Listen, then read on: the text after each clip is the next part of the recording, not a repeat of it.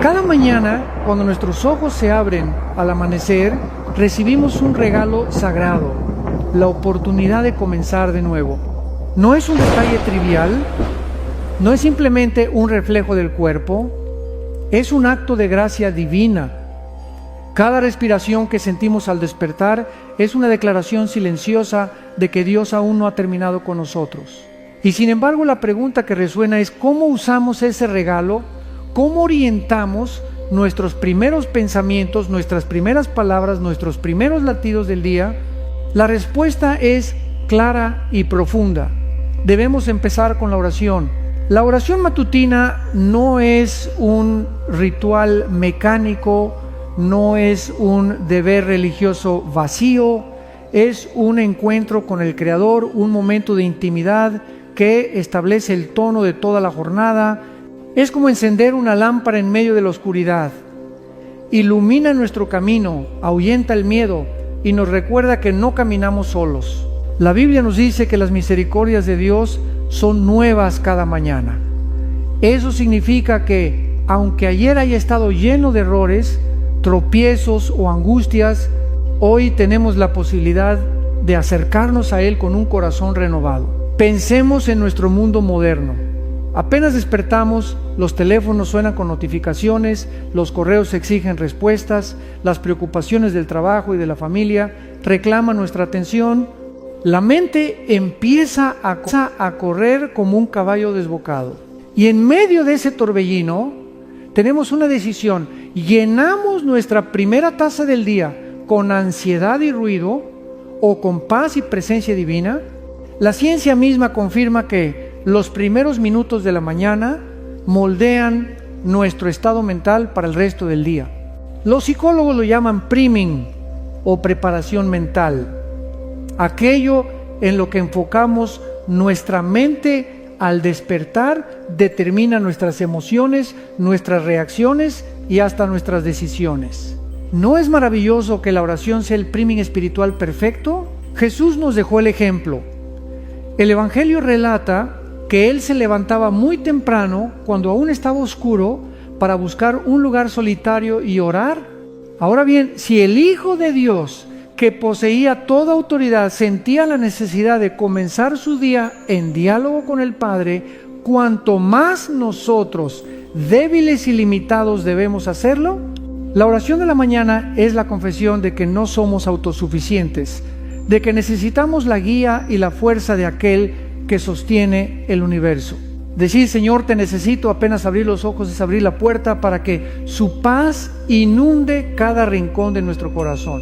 La oración también tiene un poder psicológico profundo. Estudios de neurociencia han demostrado que el acto de la meditación y la oración activa áreas del cerebro relacionadas con la calma, la concentración y la resiliencia.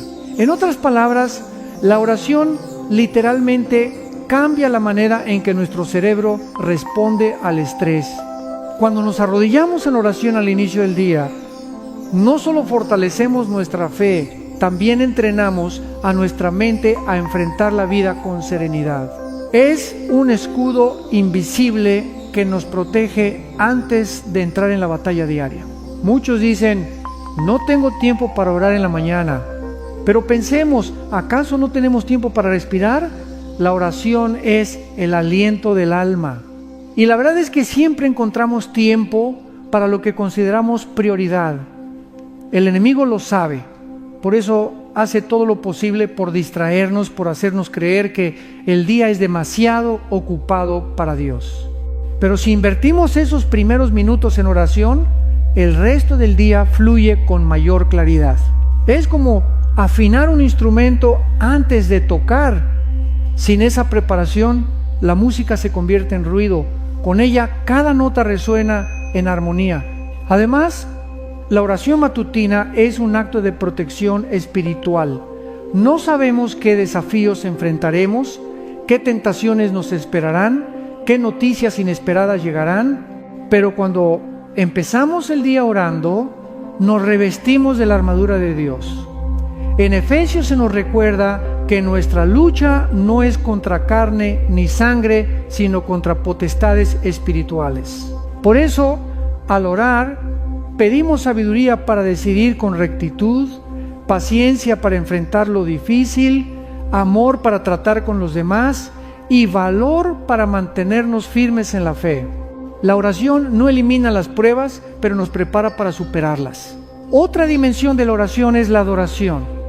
Cuando lo primero que hacemos es hablar con Dios, le estamos diciendo que Él ocupa el primer lugar en nuestra vida. Antes que las tareas, antes que las preocupaciones, antes que las voces del mundo, escuchamos su voz. Esa prioridad mueve el corazón de Dios porque Él honra a los que lo honran. Y aunque nuestras palabras sean sencillas, aunque solo logremos decir gracias Señor por este nuevo día, esa sinceridad vale más que 1000 frases elaboradas. Dios no busca elocuencia, busca corazones sinceros. Quizás hay mañanas en que la oración parece seca, rutinaria, sin emoción. En esos momentos muchos se desaniman y abandonan. Pero la clave es la constancia.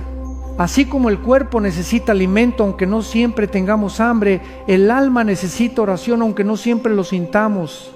Cada vez que oramos, estamos construyendo una relación más fuerte con Dios. Estamos abriendo un canal que poco a poco se ensancha hasta convertirse en un río de gracia.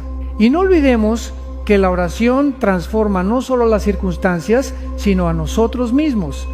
A veces pedimos a Dios que cambie lo que está a nuestro alrededor y en su lugar Él cambia nuestro corazón. Nos da paz en medio del caos, gozo en medio de la prueba y fortaleza en medio de la debilidad. Esa es la verdadera victoria de la oración.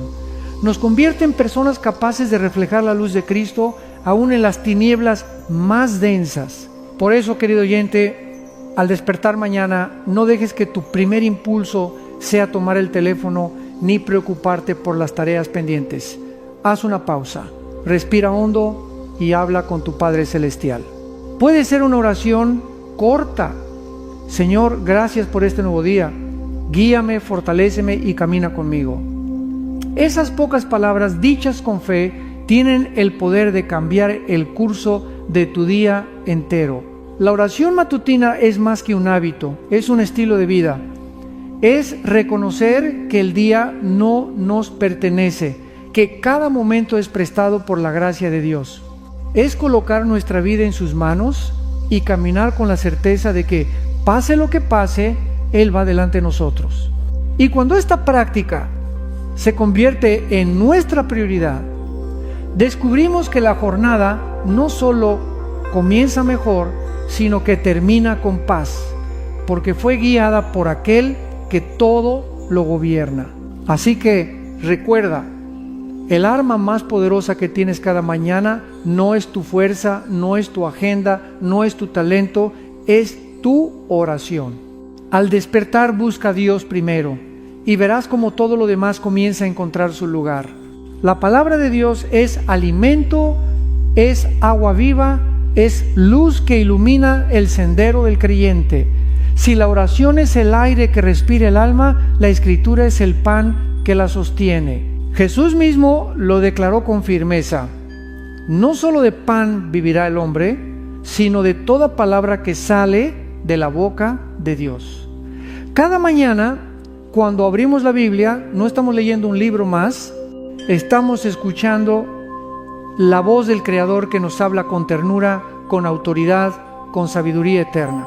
Imagina despertar con la mente vacía, como un lienzo en blanco. Lo que primero coloques sobre ese lienzo marcará el resto del día.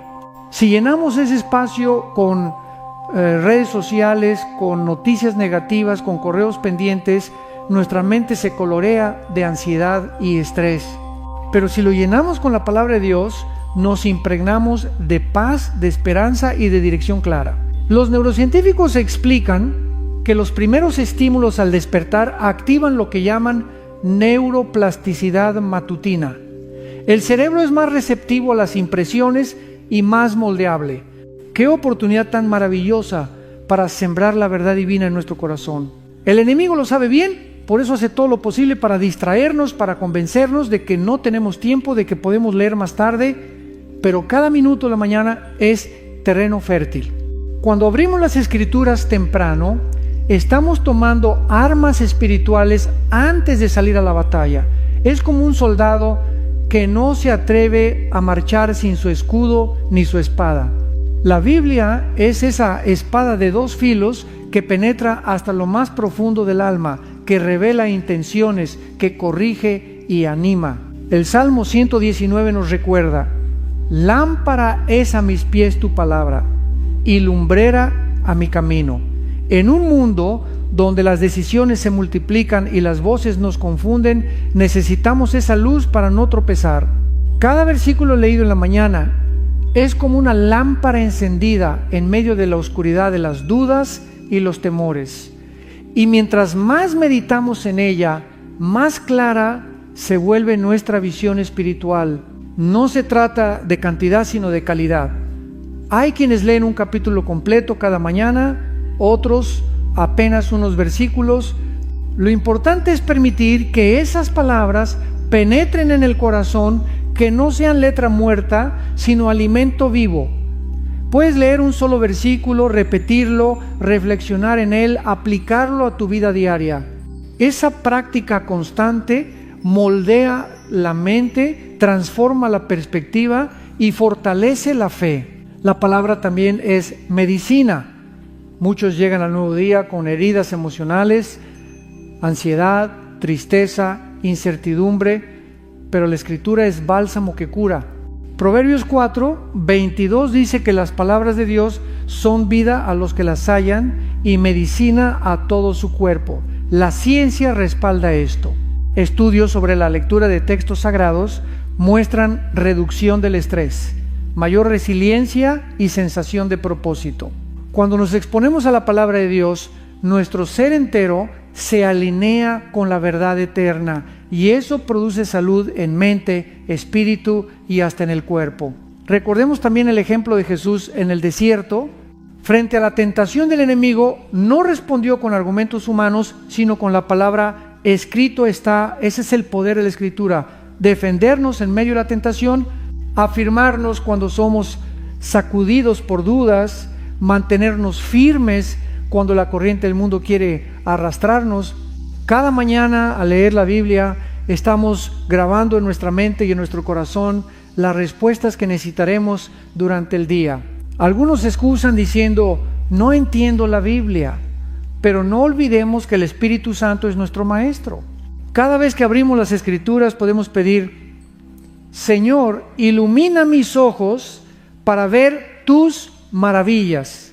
Y poco a poco, con humildad, la palabra se abre como un manantial, revelando verdades que parecían ocultas.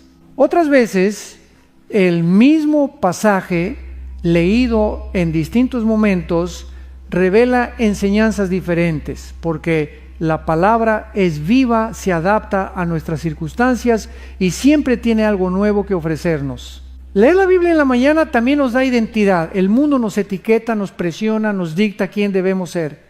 Pero en las páginas de la Escritura encontramos quiénes somos realmente: hijos amados de Dios, redimidos por la sangre de Cristo, herederos de una esperanza eterna. Iniciar el día recordando esa identidad nos libra de vivir atados al miedo y a la comparación. Nos da seguridad para caminar con confianza, sabiendo que estamos bajo la mirada del Padre. Podemos incorporar la palabra a nuestra mañana de muchas formas, tal vez con un plan de lectura sistemático, tal vez leyendo los salmos como oraciones, tal vez memorizando versículos que luego repetimos durante el día. Incluso unos minutos de meditación en la Escritura al despertar tienen un efecto transformador. No subestimemos el poder de unos pocos versículos sembrados en el corazón cada día. La palabra de Dios no es solo información, es transformación. No es un libro antiguo que se estudia por curiosidad, es un mensaje vivo que renueva el alma. Cada vez que lo leemos, nos conectamos con el pensamiento divino, con la voluntad de aquel que conoce el principio y el fin. Y cuando esa palabra ocupa el primer lugar en nuestra mañana, el resto del día se convierte en una extensión de su verdad en acción. Por eso, amado hermano y hermana, decide cada mañana, antes de escuchar la voz del mundo, escucha la voz de Dios. Antes de llenar tu mente de preocupaciones, llénala de promesas eternas. Antes de mirar las sombras de la vida, mira la luz de la palabra. Si haces de este hábito una prioridad, descubrirás que tu fe crecerá, tu perspectiva cambiará y tu corazón se llenará de una paz que el mundo no puede dar. Empieza mañana mismo. Toma tu Biblia, abre en cualquier pasaje, aunque sea breve, y deja que esas palabras sean el primer alimento de tu espíritu. Así como el pan sostiene el cuerpo, la palabra sostendrá tu alma. Y verás que al caminar en ese alimento divino, todo lo demás encuentra su lugar en la presencia de Dios. Desde el instante en que nuestros ojos se abren y sentimos el aire entrar en nuestros pulmones, ya tenemos un motivo para agradecer. El simple hecho de despertar es un milagro, un regalo que no se puede comprar con dinero ni garantizar con esfuerzo humano.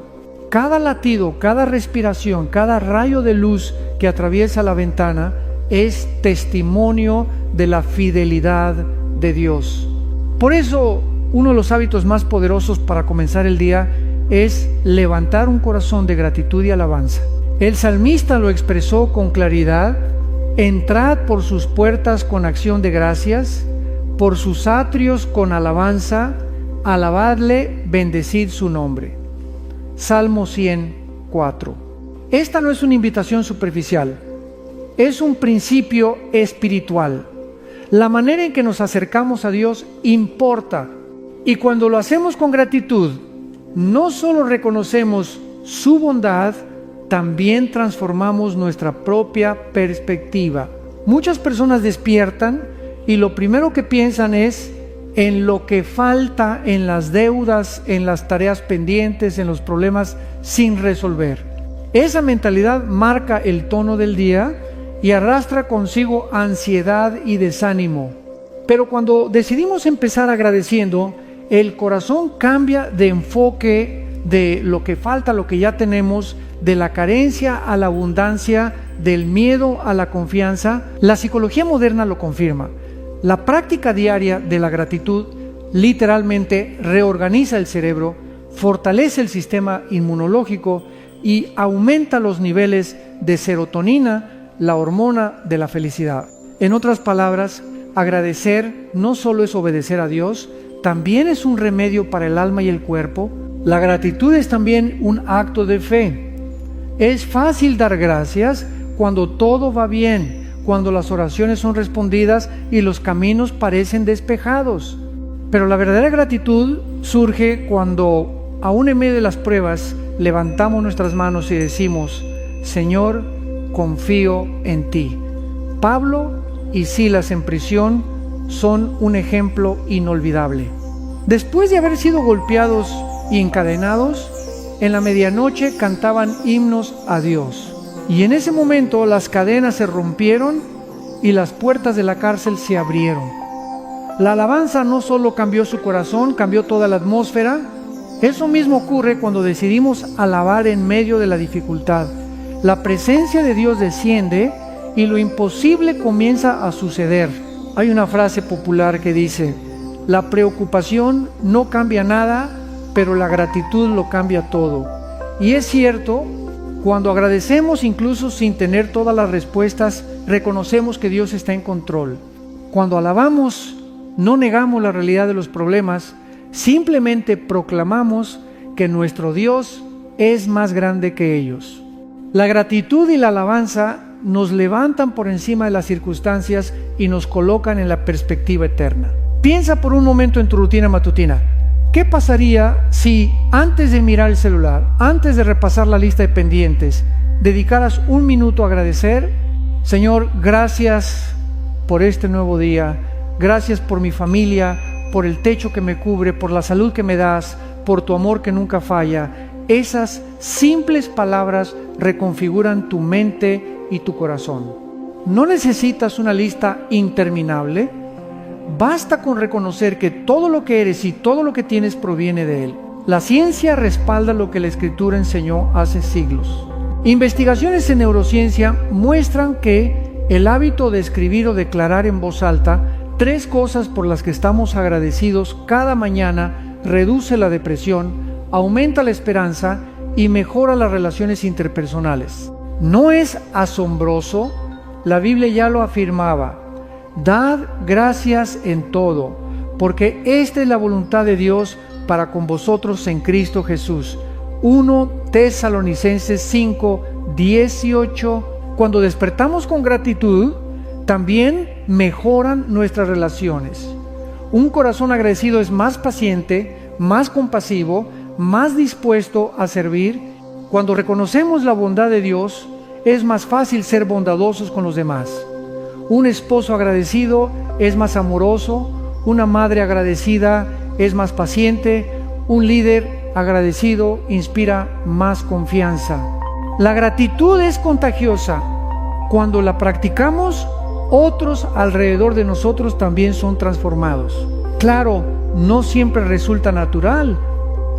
Habrá mañanas en que nos despertemos cansados, abrumados o desanimados.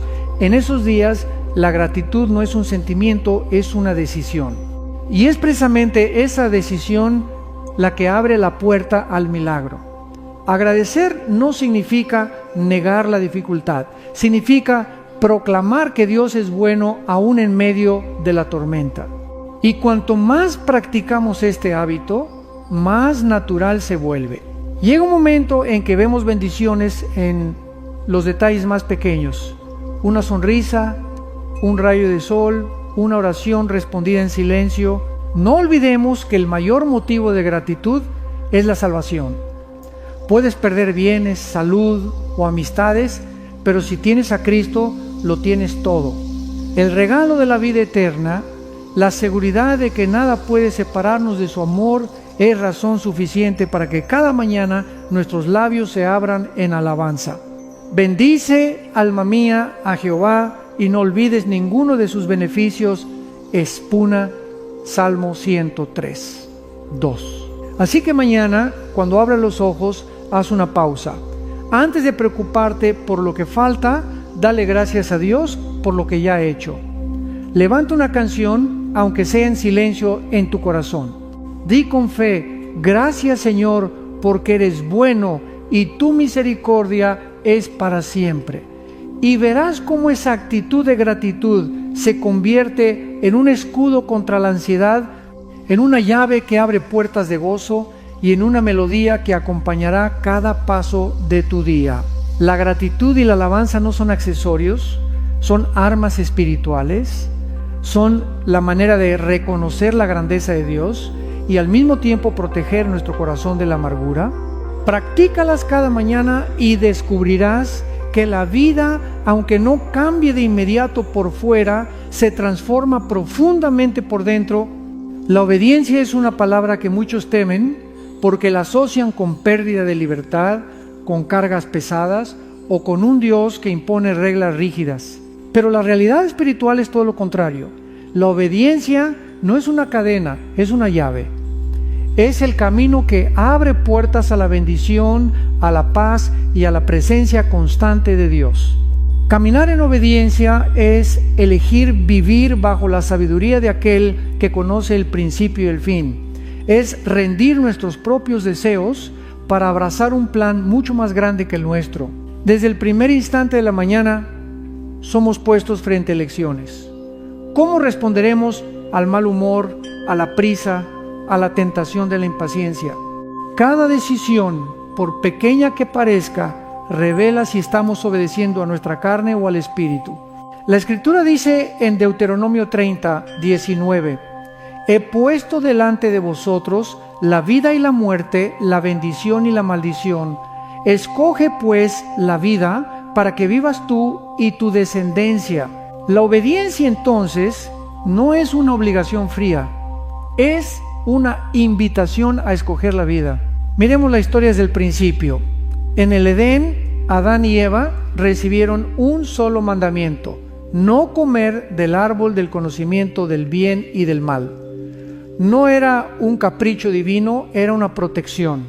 pero la desobediencia abrió la puerta al dolor, al sufrimiento y a la separación de Dios. Este relato nos recuerda que cada vez que ignoramos la voz de Dios, nos exponemos a consecuencias que podríamos haber evitado. La desobediencia siempre tiene un precio, pero la obediencia siempre trae recompensa. Abraham entendió esto.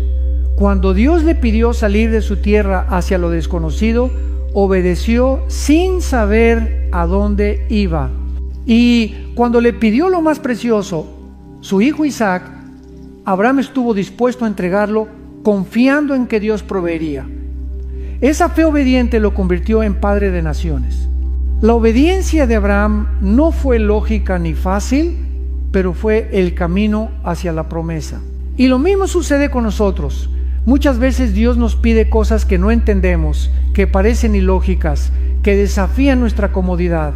La pregunta es, ¿confiamos lo suficiente para obedecer? Jesús mismo es el ejemplo supremo. En Getsemaní, frente a la agonía de la cruz, su humanidad clamó: Padre, si es posible, pase de mí esta copa. Pero inmediatamente añadió: no se haga mi voluntad, sino la tuya. Esa es la esencia de la obediencia. Rendir nuestra voluntad y aceptar la del Padre, incluso cuando duele, incluso cuando no comprendemos. Gracias a esa obediencia perfecta, hoy tenemos salvación. El mundo nos dice que obedecer limita, que seguir reglas mata la autenticidad. Pero la verdad es que la verdadera libertad nace de la obediencia. Piensa en un músico, solo es libre para crear belleza porque primero obedeció la disciplina de las notas y el ritmo. Piensa en un atleta, su victoria solo es posible porque obedeció la disciplina de los entrenamientos. Así es en la vida espiritual. La obediencia no nos encierra, nos libera para vivir en plenitud. La psicología moderna habla de la paradoja de la libertad.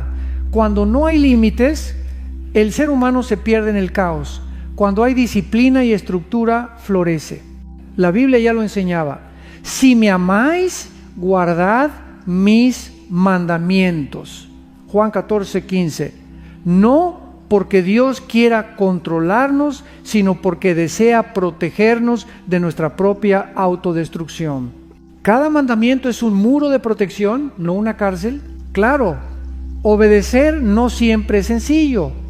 Habrá momentos en que la obediencia cueste amistades, oportunidades o la aprobación de los demás.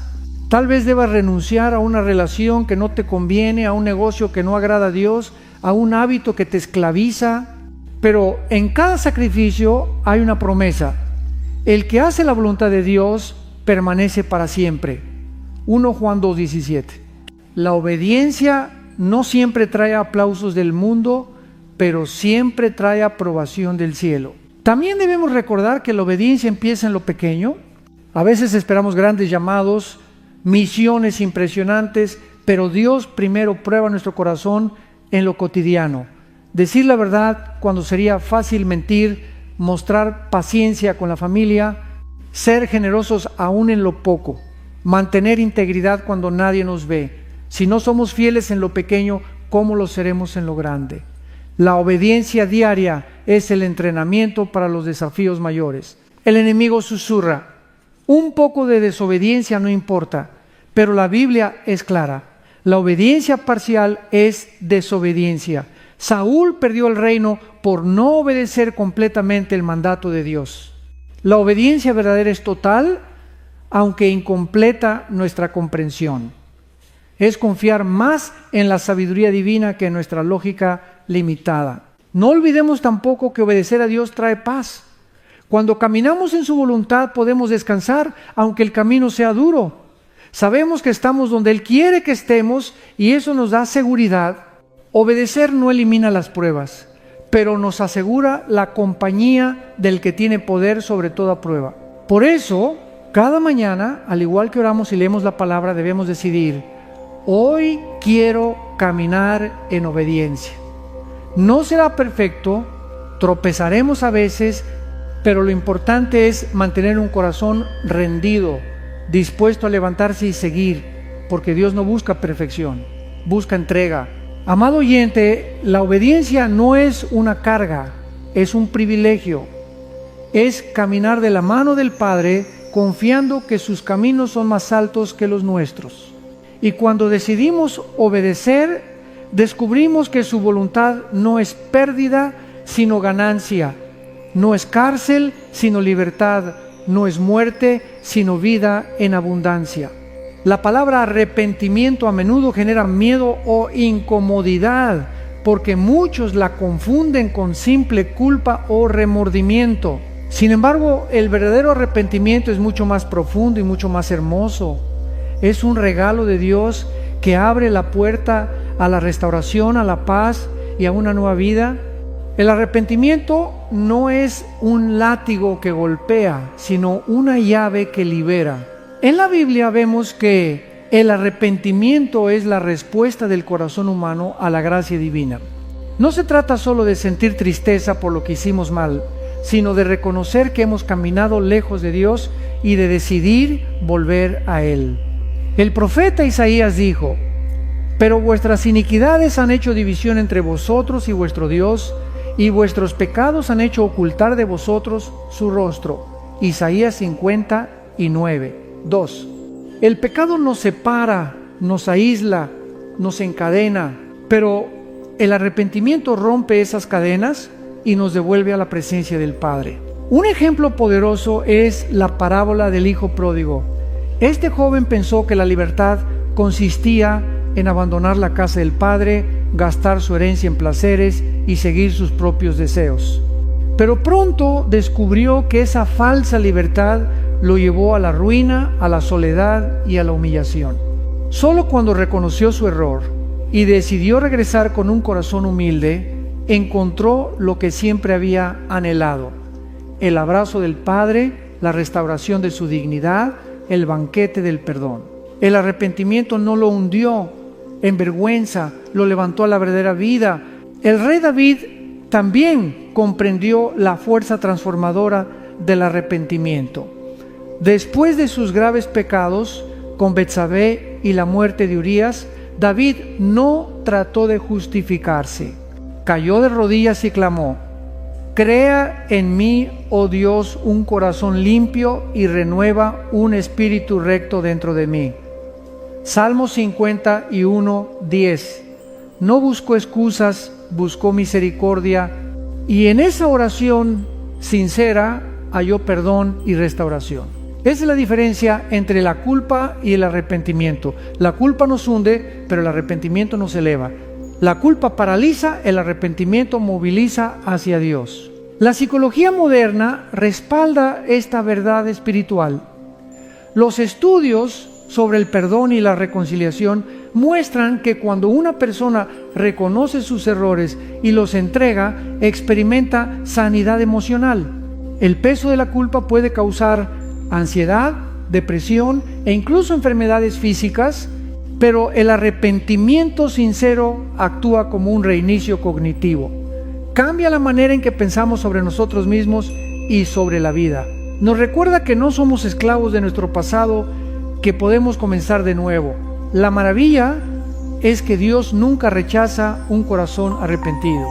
El Salmo 34, 18 lo afirma: cercano está Jehová a los quebrantados de corazón y salva a los contritos de espíritu. El enemigo quiere hacernos creer que hemos caído demasiado bajo, que no hay perdón para nosotros. Pero la cruz de Cristo desmiente esa mentira. Allí Jesús llevó cada pecado, cada error, cada vergüenza, para que tengamos acceso al perdón eterno. No importa cuán lejos hayamos corrido, siempre hay un camino de regreso, y ese camino se llama arrepentimiento. Incluso en el Nuevo Testamento el mensaje de Jesús comenzó con una sola palabra: arrepentíos, porque el reino de los cielos se ha acercado. Mateo 4:17. Eso significa que el arrepentimiento no es un acto único, es un estilo de vida. Cada día necesitamos examinar nuestro corazón, reconocer nuestras fallas y volvernos a Dios.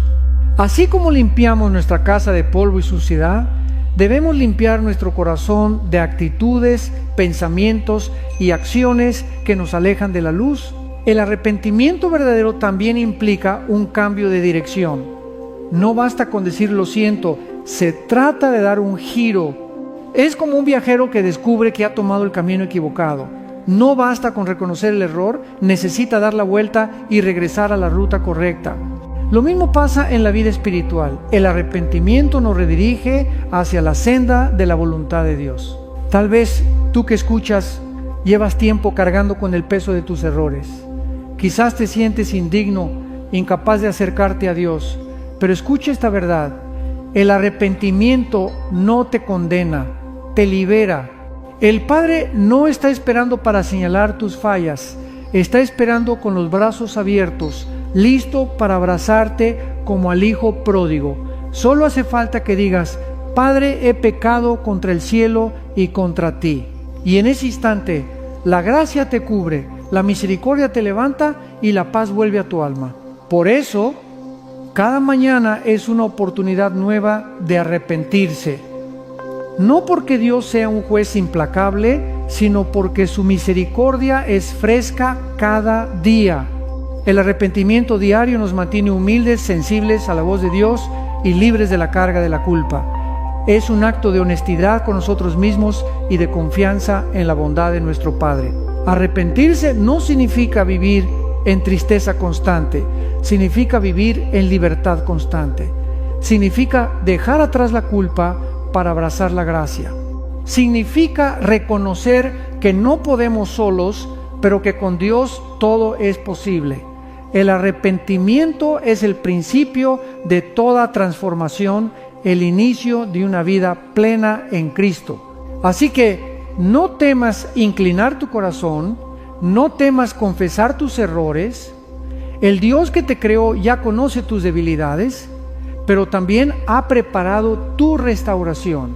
Hoy puedes empezar de nuevo, porque en Cristo siempre hay un nuevo comienzo.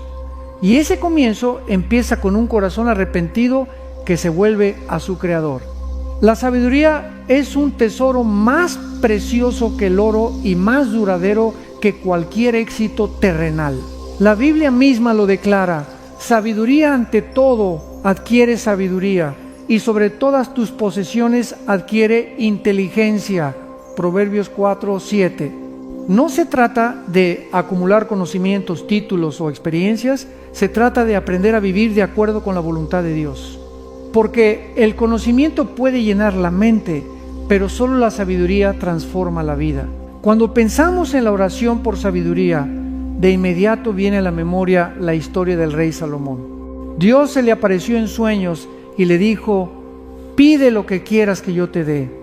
Salomón podría haber pedido riquezas, poder, victorias. Sin embargo, lo único que pidió fue un corazón entendido para gobernar con justicia. Y esa oración agradó a Dios. No solo le concedió sabiduría incomparable, sino también todo lo que no había pedido: honra, prosperidad y larga vida. Este relato nos muestra un principio eterno. Cuando buscamos primero la sabiduría, todo lo demás se acomoda en su lugar. La diferencia entre conocimiento y sabiduría es profunda. El conocimiento nos dice cómo construir un barco, pero la sabiduría nos enseña hacia dónde navegarlo. El conocimiento nos da información sobre cómo funciona la vida, pero la sabiduría nos guía a vivirla con propósito. Y la fuente de esa sabiduría no es la experiencia humana ni la filosofía cambiante del mundo, sino el temor reverente a Dios. El principio de la sabiduría es el temor de Jehová.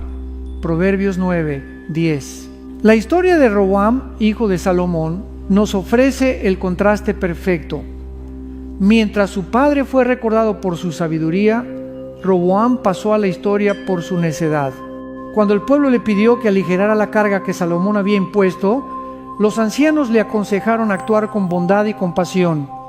Pero Roboam despreció ese consejo y prefirió escuchar a sus amigos inexpertos.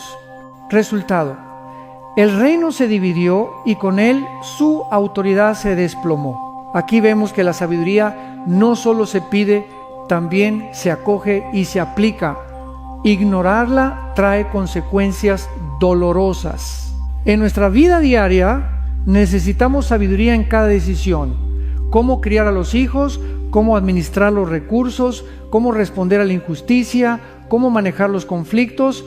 Y la buena noticia es que Dios la ofrece abundantemente. Santiago 1:5 lo promete. Y si alguno de vosotros tiene falta de sabiduría, pídala a Dios, el cual da a todos abundantemente y sin reproche, y le será dada. No se trata de algo reservado a líderes o profetas, es una promesa para todos los que la pidan con fe. Pero la condición es clara: pedir con fe, sin dudar. Porque quien pide dudando, dice Santiago, es como el mar agitado, inestable en todos sus caminos. Esto significa que no basta con decir: Señor, dame sabiduría, y luego seguir confiando en nuestro propio entendimiento. Debemos estar dispuestos a recibir y a obedecer la dirección que Dios nos da, aunque contradiga nuestra lógica o nuestros planes. La sabiduría de Dios también se diferencia radicalmente de la sabiduría terrenal. Santiago 3:15-17 la describe. La sabiduría terrenal es egoísta, ambiciosa, incluso diabólica. Produce celos, contiendas y caos. Pero la sabiduría que viene de lo alto es pura, pacífica, amable, llena de misericordia y buenos frutos, sin hipocresía. En un mundo donde la gente se enorgullece de ser inteligente para engañar, manipular o sacar provecho, la sabiduría celestial brilla como un faro de justicia y amor. Grandes pensadores de la historia reconocieron este valor. Sócrates decía: solo sé que no sé nada, mostrando la humildad que abre camino a la verdadera sabiduría. Confucio enseñaba que un hombre sabio no busca la perfección externa, sino el cultivo del corazón. Y aunque estas ideas resuenan, la sabiduría de Dios la supera, porque no se limita a principios morales, sino que nos conecta con la verdad eterna. La psicología moderna habla de la inteligencia práctica o la inteligencia emocional como claves para una vida plena. Pero en esencia lo que describen es lo que la Biblia ya había enseñado: discernir, controlar las emociones, actuar con compasión y justicia. Todo esto está enraizado en la sabiduría divina.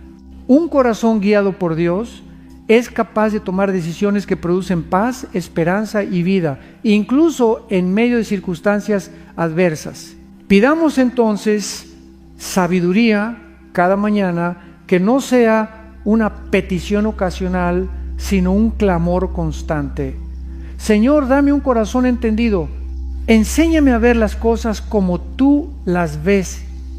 Porque cuando la sabiduría de Dios gobierna nuestra vida, evitamos muchos errores, resistimos la tentación y caminamos en la senda de la bendición.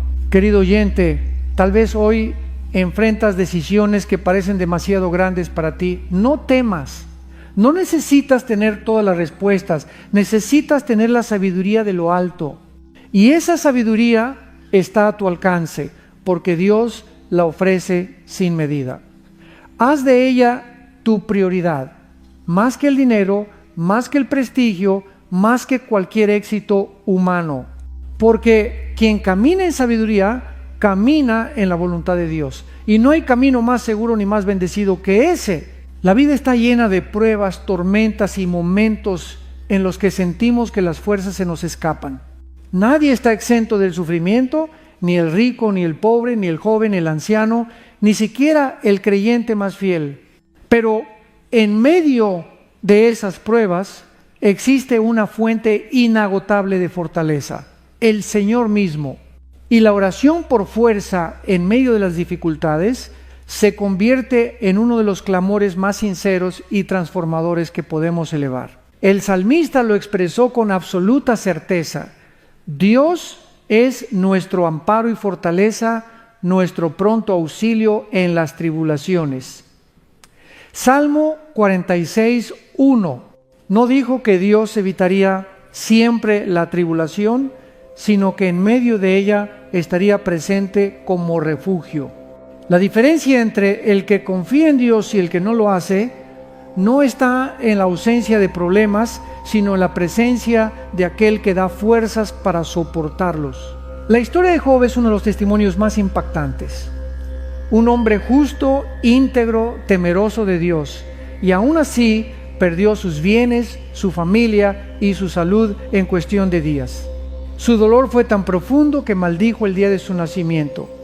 Pero a pesar de sus preguntas, de su confusión y de sus lágrimas, nunca dejó de buscar a Dios.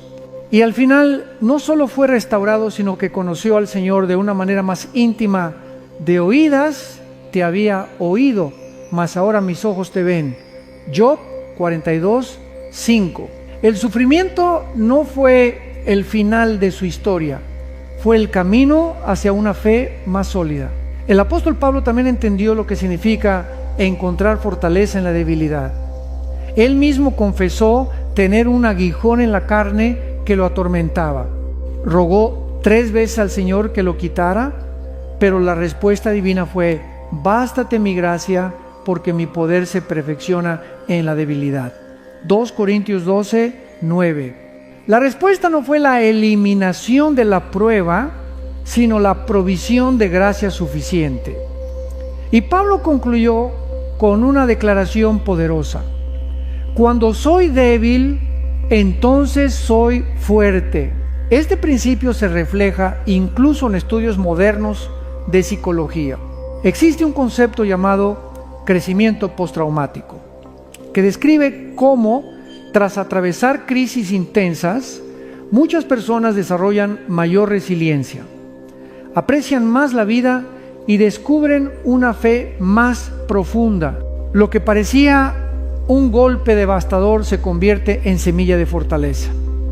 Esto no niega el dolor, pero muestra cómo el sufrimiento puede transformarse en crecimiento cuando se vive con esperanza y fe. Jesús mismo en Getsemaní vivió el momento más oscuro de angustia, sudando gotas de sangre, clamando al Padre que pasara de él aquella copa. Y sin embargo añadió: no se haga mi voluntad, sino la tuya. Fue fortalecido en oración y con esa fuerza enfrentó la cruz. Su ejemplo nos enseña que orar por fortaleza no significa evitar la prueba, sino recibir poder para atravesarla con dignidad, fe y confianza en Dios. Pensemos también en los 3 jóvenes hebreos, Sadrac, Mesac y Abednego. Frente a la amenaza de ser lanzados al horno de fuego, declararon: nuestro Dios a quien servimos puede librarnos y nos librará. Y si no, sepas, oh rey, que no serviremos a tus dioses. Daniel 3, 17, 18. Esa es la esencia de la fortaleza espiritual. Confianza absoluta en el poder de Dios, y aun si no actúa como esperamos, permanecer firmes. El milagro fue que Dios no los libró del horno, sino en el horno. Caminó con ellos en medio de las llamas. En la vida cotidiana también necesitamos esta fortaleza. Un padre que no sabe cómo proveer para su familia, una madre agotada que lucha con el peso de sus responsabilidades, un joven que enfrenta tentaciones, un anciano que siente soledad. Todos necesitan la fuerza que solo Dios puede dar. Esa fuerza no siempre es un poder visible o espectacular. Muchas veces es la simple capacidad de levantarse un día más, de seguir caminando, de no rendirse. Esa es la gracia que sostiene, la que renueva como las alas de un águila, como dice Isaías 40:31. La ciencia misma ha descubierto que las personas de fe muestran mayor resiliencia en momentos de crisis. La oración, la confianza en un propósito más grande y la comunidad espiritual se convierten en fuentes tangibles de fortaleza. Lo que la psicología llama afrontamiento positivo no es otra cosa que lo que la Biblia enseña desde hace siglos: esperar en el Señor. Querido oyente, si hoy te sientes débil, cansado, sin fuerzas, recuerda esto: no necesitas fingir que eres fuerte. La fortaleza verdadera no está en aparentar control, sino en reconocer la debilidad y acudir al que es fuerte. Clama: Señor, dame fuerzas para este día. Esa oración sencilla abre el cielo y permite que el poder de Dios se manifieste en tu fragilidad. Cada prueba puede ser una escuela de fe, cada lágrima puede ser una semilla de fortaleza y cada debilidad puede convertirse en escenario del poder de Dios. No temas al sufrimiento, no es el final de la historia, es el terreno donde florece la esperanza, porque aquel que te sostiene no se cansa, no se fatiga y promete renovarte día tras día. Así que mañana, cuando despiertes y sientas el peso del día sobre tus hombros, no digas no puedo más. Levanta tus ojos al cielo y di: todo lo puedo en Cristo que me fortalece. Y experimentarás que aún en medio del dolor hay una fuerza sobrenatural que te sostiene, una fuerza que no viene de ti, sino del Dios eterno que nunca falla. Una de las oraciones más poderosas y al mismo tiempo más difíciles de pronunciar con sinceridad es la que Jesús mismo hizo en Getsemaní: Padre, no se haga mi voluntad, sino la tuya. Lucas 22, 42. Esa frase corta encierra un océano de fe, de entrega y de confianza absoluta, porque orar por la voluntad de Dios significa soltar el control, renunciar a nuestras propias agendas y aceptar que sus caminos son más altos y sus pensamientos más grandes que los nuestros. Isaías 55. Badoyo.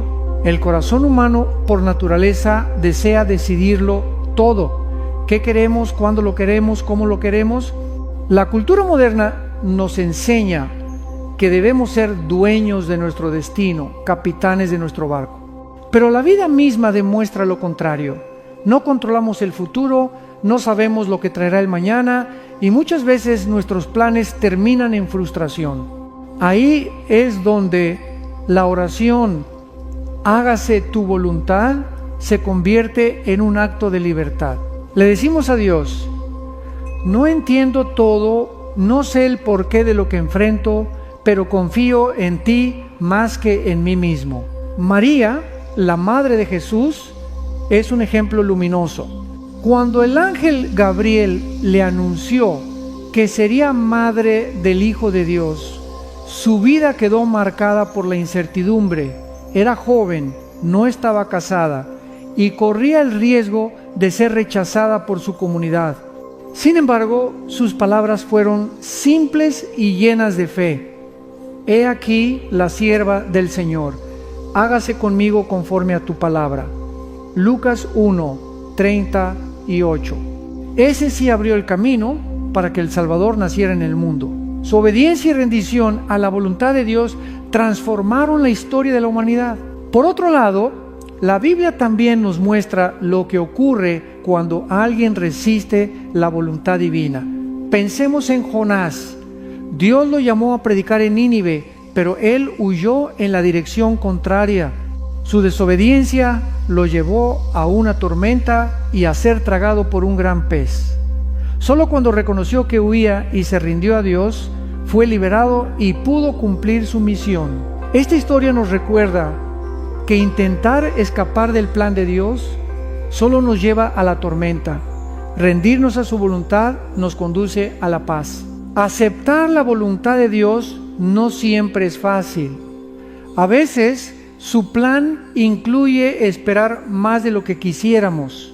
Otras veces implica soltar algo que amamos o pasar por pruebas que no comprendemos. Pero siempre su voluntad es buena, agradable y perfecta. Romanos 12, 2. Puede que no lo entendamos en el momento, pero con el tiempo descubrimos que cada no de Dios era en realidad una protección. Y cada sí de Dios, aunque llegara tarde, era mejor de lo que habíamos imaginado. La psicología moderna habla de la ansiedad como una de las enfermedades más comunes de nuestra generación. Gran parte de esa ansiedad surge del deseo incontrolable de tener certeza, de que todo salga como planeamos. Sin embargo, estudios demuestran que quienes aprenden a soltar el control y aceptar la incertidumbre viven con más paz.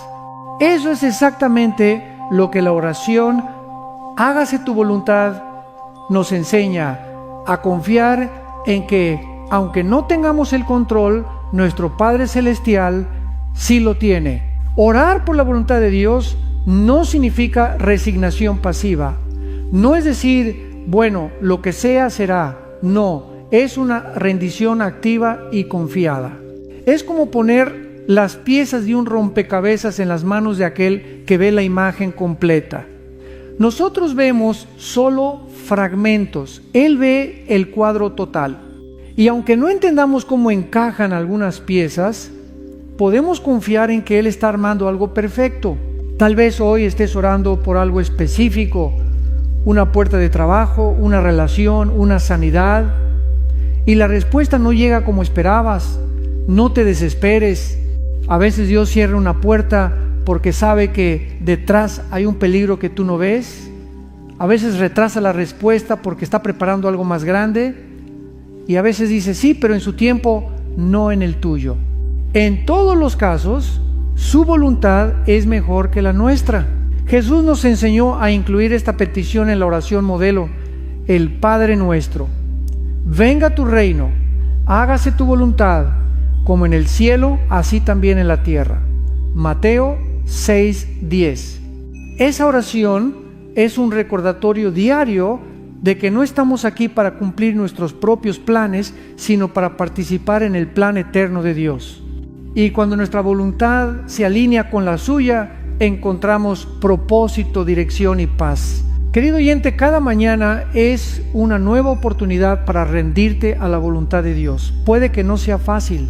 Puede que tengas que renunciar a algo que amas, esperar más de lo que quisieras o confiar sin ver. Pero en esa rendición encontrarás la paz que el mundo no puede dar. Ora con fe: Señor, que no se haga mi voluntad, sino la tuya, y descubrirás que aún en medio de la incertidumbre hay una seguridad inquebrantable.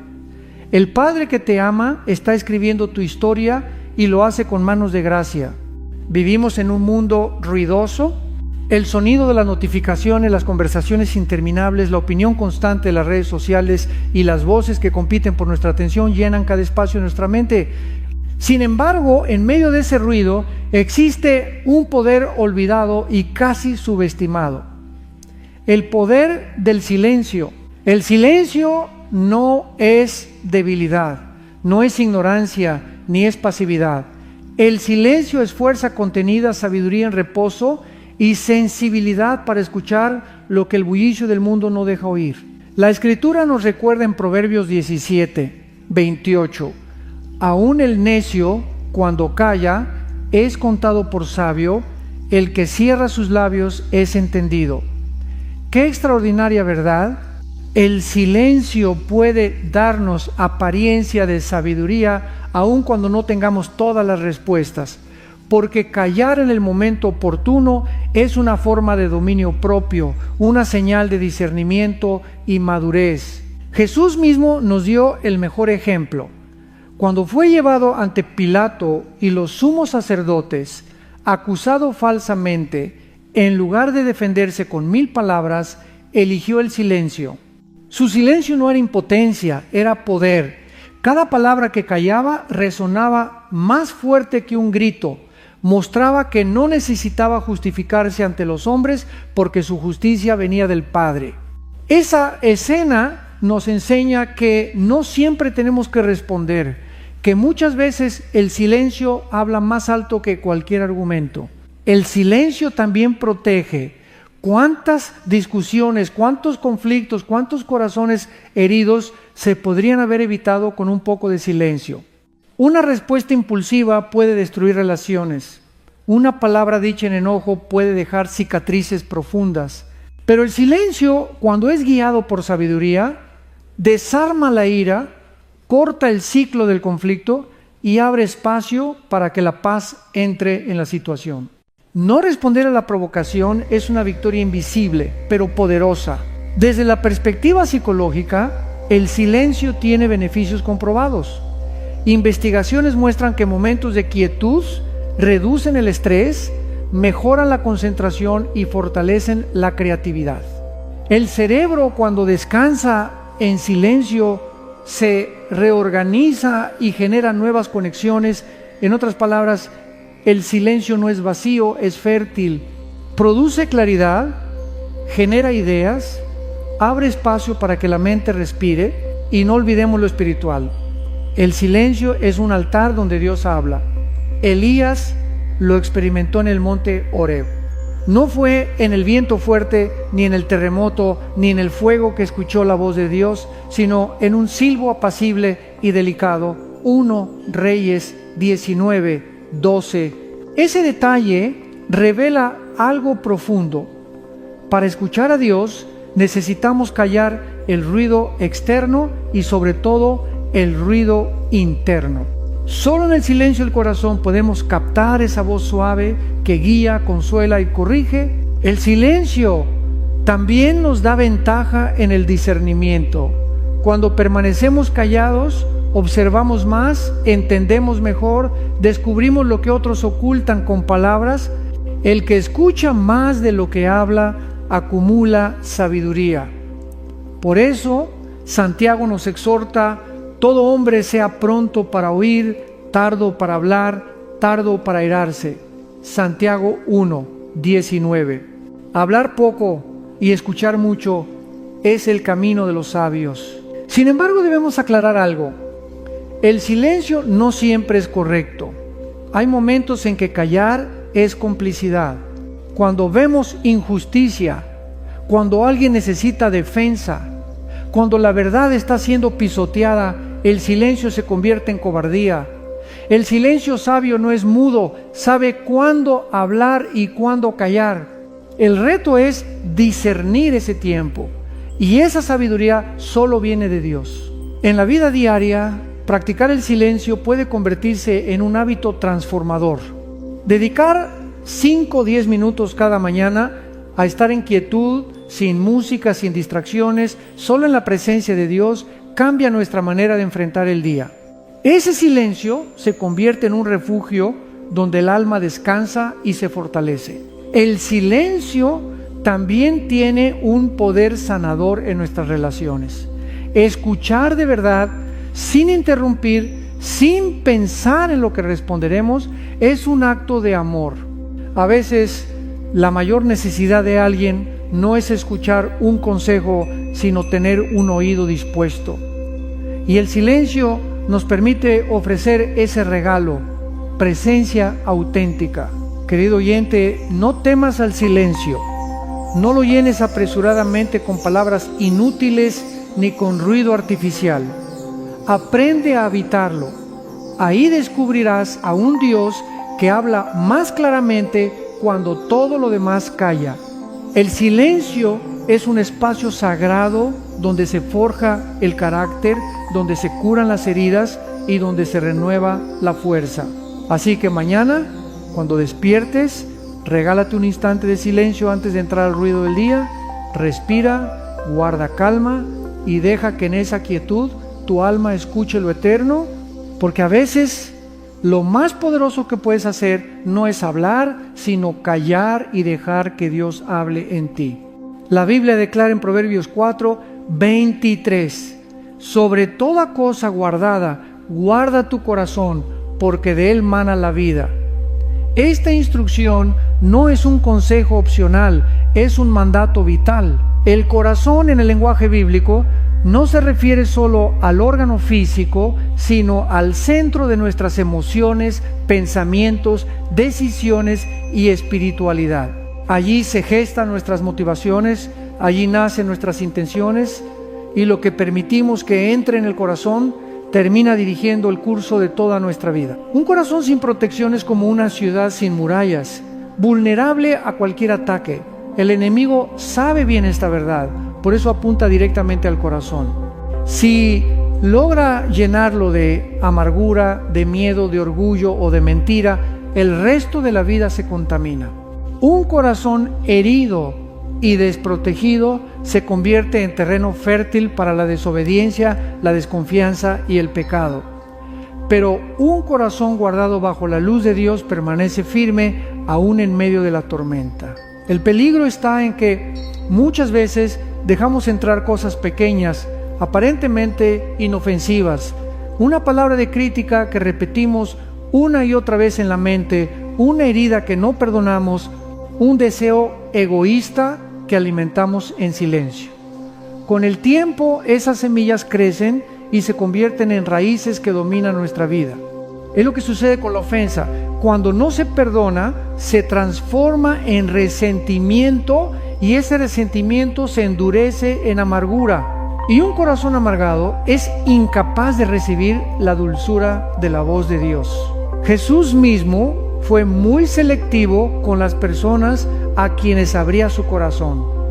Aunque amaba a todos, no se confiaba de todos. Juan 2, 24, 25. Tenía multitudes que lo seguían, 12 discípulos a quienes enseñaba, 3 amigos íntimos con los que compartía su mayor vulnerabilidad y un solo Padre al que entregaba completamente su corazón. Esa misma sabiduría debemos practicar, amar a todos, pero discernir a quién damos acceso a las áreas más sensibles de nuestra vida. Guardar el corazón no significa cerrarlo ni volverlo de piedra, significa protegerlo con discernimiento, para que siga siendo blando en las manos de Dios, pero fuerte frente al enemigo. La psicología moderna habla de la importancia de los límites emocionales. Cuando una persona no sabe establecer límites, se expone al abuso, a la manipulación y al desgaste. Guardar el corazón espiritualmente es también poner límites sanos. No permitir que las voces equivocadas dicten nuestra identidad, no dejar que la cultura distorsione nuestros valores, no abrir espacio a relaciones tóxicas que nos alejan de Dios. Otro aspecto fundamental de guardar el corazón es la vigilancia sobre lo que consumimos. Lo que vemos, escuchamos y pensamos entra en nuestro interior y moldea nuestros deseos. Jesús lo dijo: de la abundancia del corazón habla la boca. Mateo 12, 34.